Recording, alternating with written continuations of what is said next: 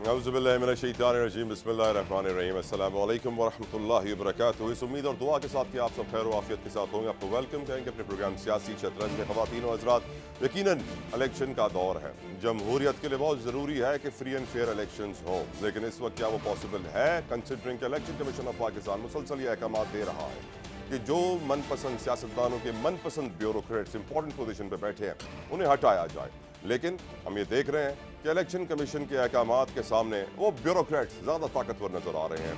आज के बहुत से अखबारों में भी खबर शाया हुई भी है कि CDA ने अहकामात पर अमल दरामद नहीं कर रही है। बहुत सारे अफसरान CDA के ऐसे हैं जो इस वक्त वक्त ज़ाया कर रहे हैं और कछुए की चाल पर चल रहे हैं। लेकिन और भी बहुत सारी डेवलपमेंट्स हैं आज की। आज ये भी खबर आई कि शाहिद खाकान साहब जो कि मशहूर थे कि नई पार्टी बनाने वाले हैं मिफ्ता साहब के साथ और दूसरे साथियों के साथ, उनके लिए खबर ये आई है कि वो लंदन रवाना हो चुके हैं। उनकी कायद नवाज शरीफ से मुलाकात होगी, उन्हें अहम जिम्मेदारियां दिए जाने का इम्कान जराए जाहिर कर रहे हैं। यकीनन ये भी एक बहुत बड़ी डेवलपमेंट होगी नून लीग के लिए। लेकिन साथ साथ हम ये भी जानते हैं कि पाकिस्तान के मुआशी मसाइल हल होने का नाम नहीं ले रहे हैं। पाकिस्तान को इस वक्त $11 अरब की ज़रूरत है, जिसके लिए हम चाइना और सऊदी अरब की तरफ देख रहे हैं कि हमें $11 अरब की जल्द अज जल्द मदद मिले ताकि हम अपने डेफिसिट को कंट्रोल कर सकें। At the very same time हम जानते हैं कि मुल्क में जो इस वक्त अमन अमान को ख़राब करने की नापाक कोशिश की जा रही है। मजबूब मकासद इस वक्त दहशत गर्दों के हैं कि पाकिस्तान में लॉ एंड ऑर्डर सिचुएशन ख़राब की जाए ताकि इलेक्शन पर असरअंदाज हो सके। लेकिन उसके बाद हम देख रहे हैं कि हमारे इंटीरियर मिनिस्टर सरफराज बुख्ती साहब काफ़ी एक्टिव नजर आए और उन्होंने आज ऐसी बात की कि जो मेरे दिल की बात है। काफ़ी वक्त से उन्होंने जिक्र किया कोर्ट मार्शल का। किसका होगा कोर्ट मार्शल, और आप भी सुनिए। कि अगर मैं ये कह दूं स्ट्रेट अवे कि नहीं जी उनकी तो कोई इन्वॉल्वमेंट ही नहीं थी, तो ये मुनासिब नहीं है, क्योंकि ये स्मगलिंग जितनी भी हुई है ये कोई ऊँटों पे नहीं हुई है।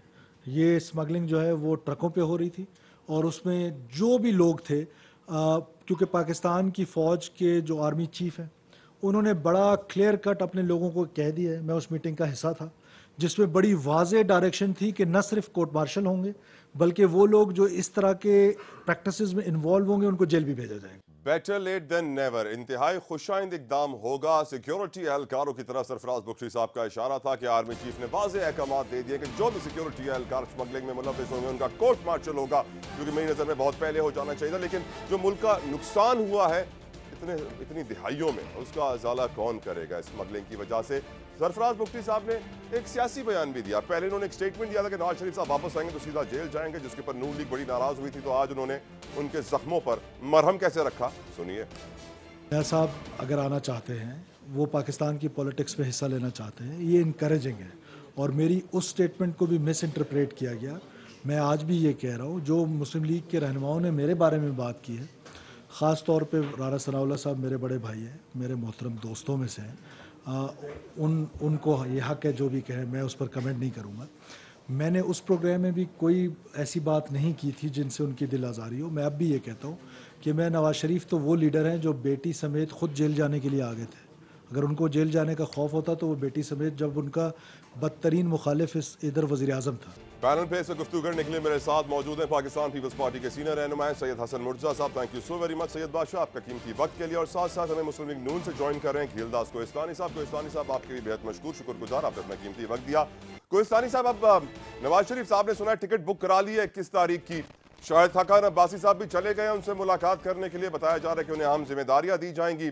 सरफराज बुख्ती साहब ने भी बड़ी स्टेटमेंट दे दी है आपको मनाने के लिए, जख्मों पर मरहम पट्टी करने के लिए। तो everything is happening in favour of Muslim League Noon. लेकिन सैडली कहा जा रहा है कि जो जलसा मरियम साहिबा ने किया था गुज़िश्ता रोज, वो फ्लॉप हुआ। आप क्या कहेंगे सर?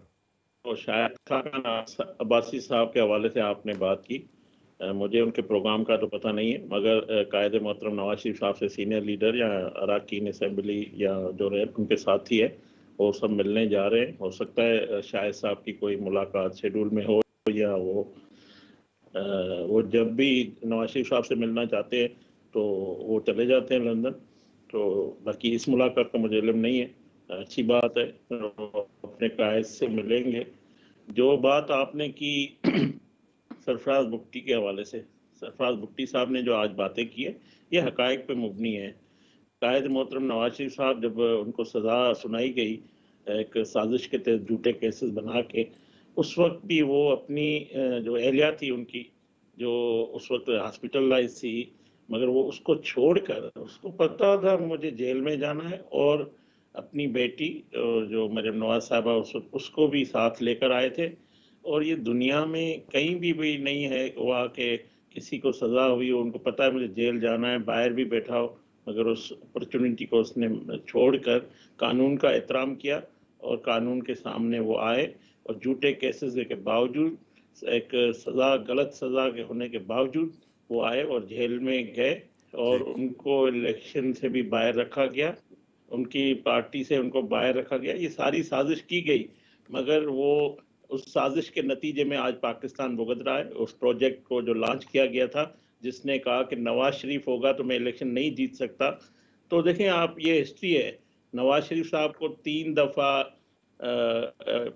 जब वजीर आज़म बने, तीनों दफ़ा निकाला गया है, और 3 दफ़ा उसको इलेक्शन से रोका गया। 2002 में उसको इलेक्शन नहीं लड़ने दिया गया, 2008 में इलेक्शन लड़ने नहीं दिया गया, 2018 में इलेक्शन लड़ने नहीं दिया गया। जो आज पार्टियां, जो लोग कह रहे हैं लेवल प्लेइंग फील्ड चाहिए, तो मुझे नहीं पता वो लीडर, वो पार्टियां किधर गई थी उस वक्त।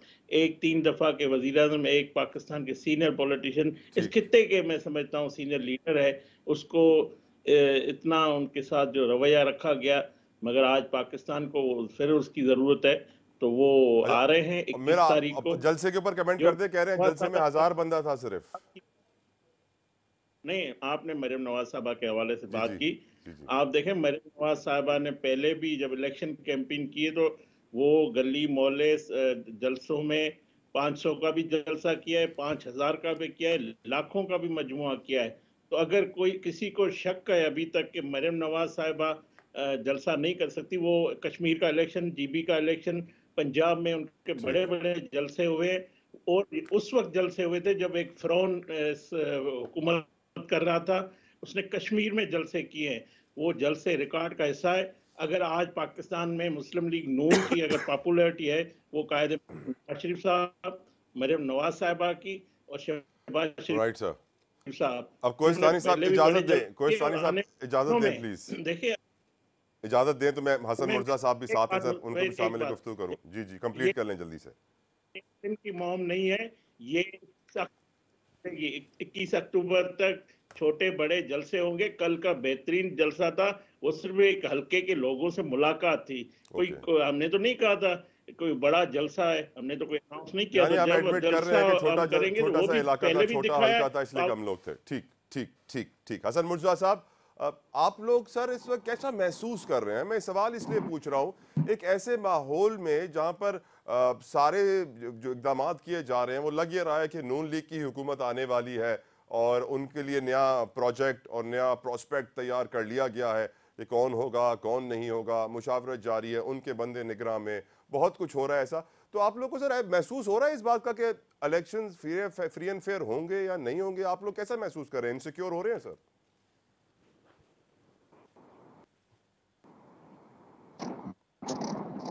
जरा क्वेश्चन रिपीट करेंगे जी? मेरा सवाल है सर, क्या इस वक्त पाकिस्तान पीपल्स पार्टी इनसिक्योर महसूस कर रही है? क्योंकि जितने भी इकदाम हम देख रहे हैं वो नून लीग के फेवर में जा रहे हैं, चाहे वो निगरान हुकूमत हो, चाहे वो हल्का बंदियां हो, चाहे वो दूसरे अहकाम हो। मेरी नज़र में क्या आप इससे एग्री करते हैं कि सर नून लीग इस वक्त पावर में आने वाली है दोबारा और पीपल्स पार्टी को मौका नहीं मिलेगा? तमाम तर हल्के यही बोल रहे हैं सर।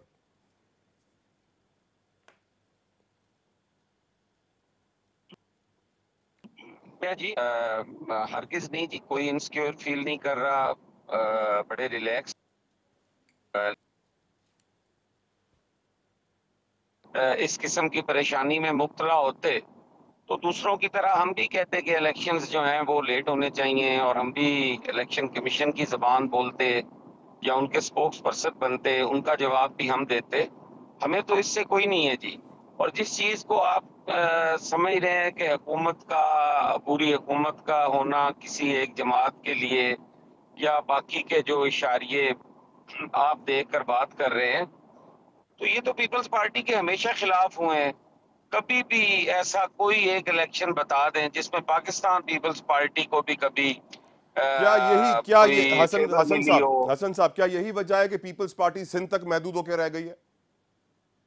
नहीं, ये वजह नहीं है, और कई वजूहात हैं। पीपल्स पार्टी को खत्म करने के लिए जनरल ज़ियाउल हक ने एडी चोटी का जोर लगाया। फिर उसकी बाद की जमातों के आप अगर प्रोपोगेंडे देखें और जरदारी साहब के पेट फाड़ने और फलां को ये करने और उल्टा लटकाने और घसीटने जैसे फेजेस भी हमने देखे। और फिर इस हद तक कैरेक्टर असैसिनेशन की गई, उसमें एस्टेब्लिशमेंट भी होती थी, उसमें दीगर चीजें भी होती थी, यहाँ तक कि हमारे तो अदालती कत्ल भी हुए। अदालतों से भी हमें बड़ा सख्त फैसलों का सामना करना पड़ा। उसके बावजूद भी पीपल्स पार्टी आज भी वफाक की जमात है। आप ठीक देखें ठीक। कश्मीर में भी आपको पीपल्स पार्टी नजर आएगी, अरे मे- मे- जीबी में मेरे भी मेरे नजर मेरे आएगी, मेरे बलूचिस्तान में भी आएगी, राइट राइट हसन साहब, केपी में भी आएगी, हसन पंजाब साहब, में हसन भी साहब, आएगी, सिंध हसन में भी साहब आएगी आएगी। इंशाल्लाह। राइट, गुफ्तगू जारी रहेगी हसन मिर्जा साहब के साथ भी, और कोहिस्तानी साहब भी मेरे साथ मौजूद हैं। एक ब्रेक लेते हैं।